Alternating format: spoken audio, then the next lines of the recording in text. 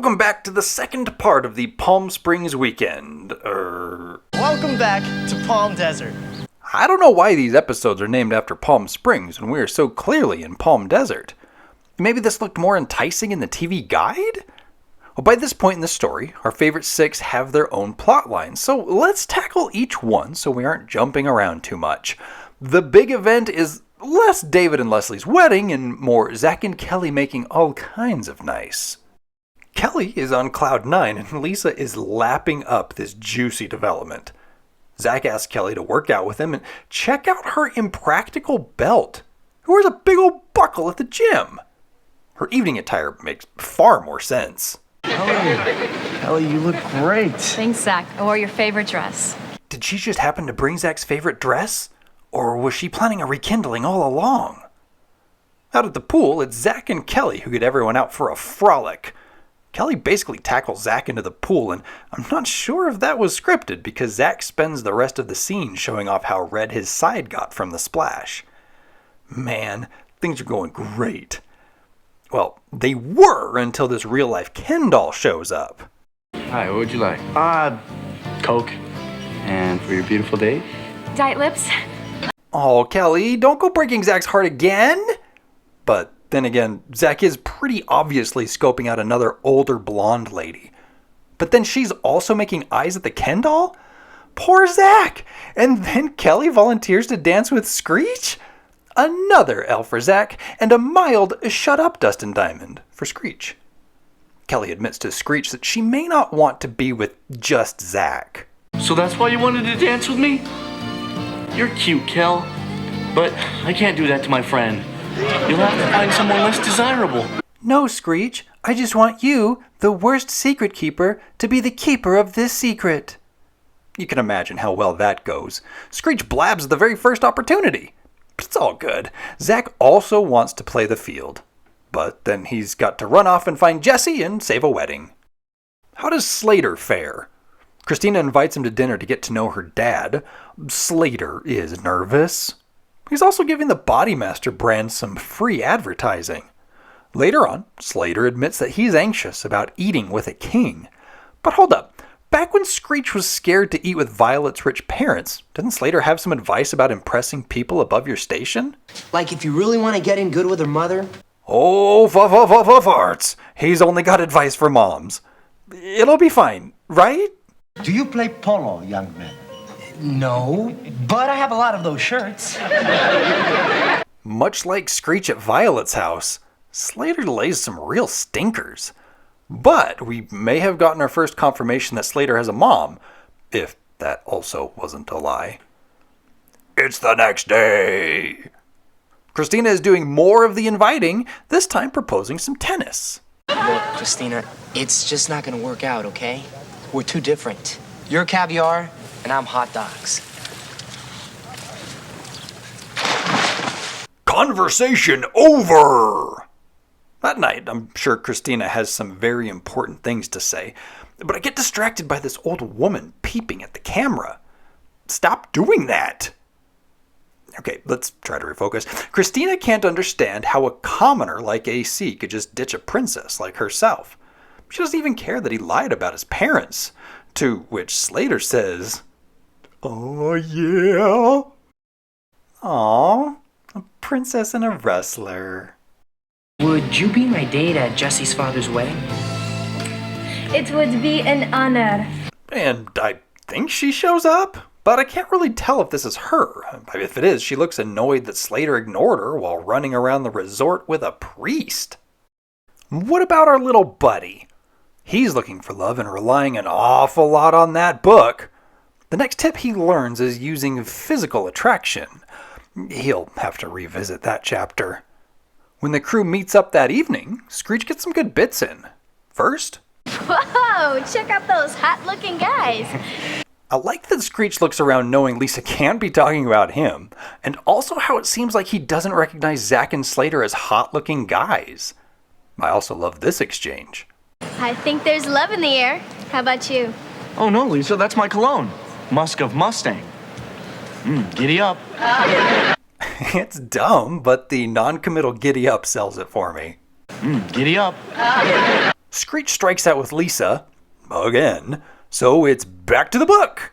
And again, Screech at the pool is magical. You smile and wait for a signal. It's working. Now tell her your name. My name is Screech.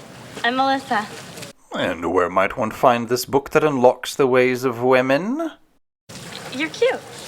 Peter! Subscriber Sager here makes a valid point from the previous video.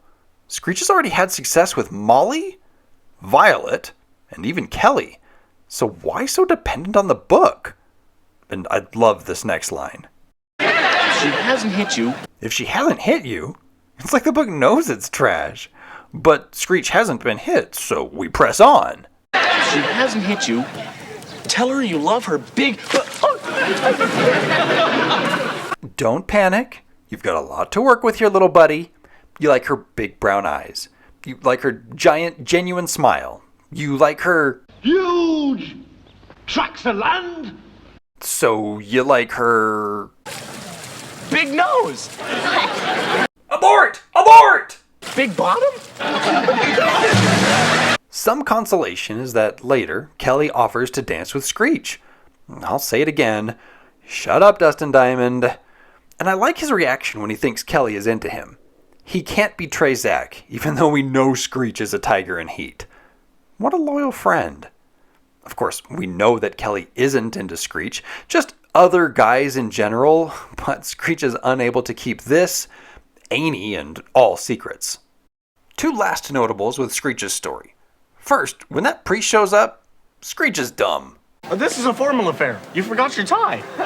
Second, at the wedding, Screech gets to sit next to Kelly, which he takes full advantage of. And what about Jesse? The last we heard, she was going to break up this wedding. Oh, no. I was just upset about their age difference, but I'll get over it. Jesse's looking nice with this new attitude and leaving a note and all for Leslie. And Leslie's looking nice when she shows up and gets the note. With Jesse still there, then why leave the note? Well, your father and I were going to have this quiet dinner tonight, but the message says he has to cancel. Oh, Jesse's not playing nice and is getting her dad out to dinner alone. But then... What are you doing here? Waiting for you. But I got a message that you had to cancel dinner. Never sent any message. Wait, if Leslie was truly relying on the note, why did she still get dressed up for a nice dinner and go to the dining room? Was she meeting someone else? Like maybe Tall Green Tank? He looks like he could get a lady or three. I suspect that Leslie saw through Jesse's note. Notice how she comments on the message. The message says he has to cancel. The message says he has to cancel. Did ChatGPT-1 write this? Who talks like that? A normal person would say, your father had to cancel dinner tonight, or mind your own freaking business. The message says he has to cancel. By saying it this way, I think Leslie knew the message was bogus, and that's why she still showed up to dinner. Seeing her father happy is too much for Jesse to bear, so when David rushes off to take a phone call, Jesse is quick to innocently describe how old and gross he'll be in a couple years. Leslie ain't having any of that, and I gotta say, this is peak Elizabeth Berkley in a pool. No! Absolutely not! Jesse challenges her dad to a race, and if misleading notes and teenage snark don't do the trick, Jesse can always try to get rid of Leslie by murder, which is the second worst thing Elizabeth Berkley will ever do in a pool. I love this song. Slater, you want to dance? No way. After what you did to Leslie in the pool, I'm scared of you. A completely fair and valid point. Picture time! And Jesse is not feeling it. How can I smile knowing that my father's going to marry this gold-digging bimbo? There it is! Leslie storms off, David ambles up, and Jesse makes her strongest case. But there's so many other women. Don't I know it? David stands his ground, and Jesse decides to, walk back home? When the group hears that Jesse's left, they decide to delay the wedding. Gee, it's sure fortunate that the priest got lost and decided to approach a group of kids to find out where to go. I'm sure he realized his mistake as Slater leads him every which where. Should have just asked the front desk or concierge. Or, since the wedding is being held in the lobby, maybe just open your eyes? Zack finds Jesse and begins talking, and this is where I come out on Team Jesse. I mean, her mom married some dude in New York, and Jesse gets surprised with a greasy fart for a stepbrother. And then she gets blindsided again by having to attend another parent's wedding without knowing the new spouse. I mean, David, buddy, you couldn't have Jesse meet Leslie before you got engaged? What a tool. And is the teenage girl the product of a broken home that's expected to be the rational one in this situation? For plot's sake, she decides to attend the wedding. Zack speeds off and ruins Peter Engel's only appearance on Saved by the Bell. The golf cart is quick and compact enough to get them into the lobby, and Jesse makes amends. Fake Palm Springs has been fun. These episodes outside of Bayside help keep things fresh and allow for different kinds of stories. Like, Slater gets a boost of confidence when he is accepted by a literal princess, whom we never see again. Screech goes into the water twice on 2 separate rejections and keeps himself firmly entrenched in the friend zone with Kelly. So, still standard Screech fare there. Zack and Kelly get back together, but no they don't. Jesse gets a new stepmom, and we'll never see Leslie again since Jesse lives with her biological mother. There's got to be a reason we came out to this magnificent hotel. Wait, we haven't covered Lisa's story yet. She hung out with the group and sat with Slater and sat with Zack and sat with Kelly and had some time with Screech. She did get some great lines, my favorite being when she was with Jesse. Now, if I were Leslie, I would have slapped you till my hand hurt, then slapped you for making it hurt. You already know it, but Lisa's the best. Princess Christina was played by Eva Loseth, who does not have this vaguely Europeanish accent. Now we have a saying in our country, "Gavenu jarmes le dinkenplatz." What does that mean? It means you're a creep. Saved by the Bell was her first role. Her on-screen credits are sparse, so I did a deep dive into her more notable bookings. I'd never seen an episode of Weird Science before, so I started there. Eva is quite fetching as Mindy, a girl attracted to a main character suffering side effects of the episode's Weird Science. He's basically an Andrew Tate, but with more hair. She sadly devolves into a cave woman. Things ultimately get fixed, and she maintains that animalistic nature. She had 2 appearances in Doogie Howser, MD. She was initially an interest for Douglas, but ends up preferring Vinny? What? Why on earth would anyone choose Vinny over Douglas? Anybody can be a doctor.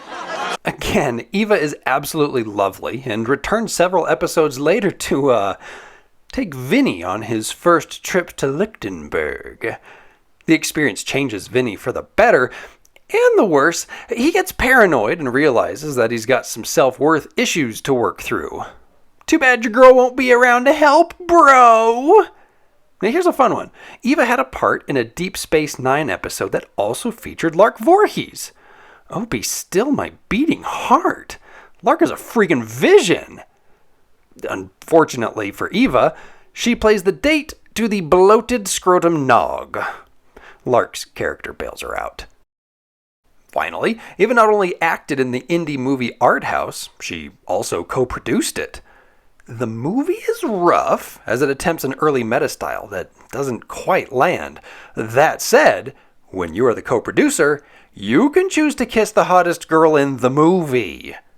Eva eventually moved back to Chicago and is currently a real estate agent. Avner Garby played the King of Lichtenburg. Other roles came in the form of small parts in shows like Hill Street Blues, Married with Children, How I Met Your Mother, and the movie Saw. Screech's cutie Melissa was played by Renee Humphrey.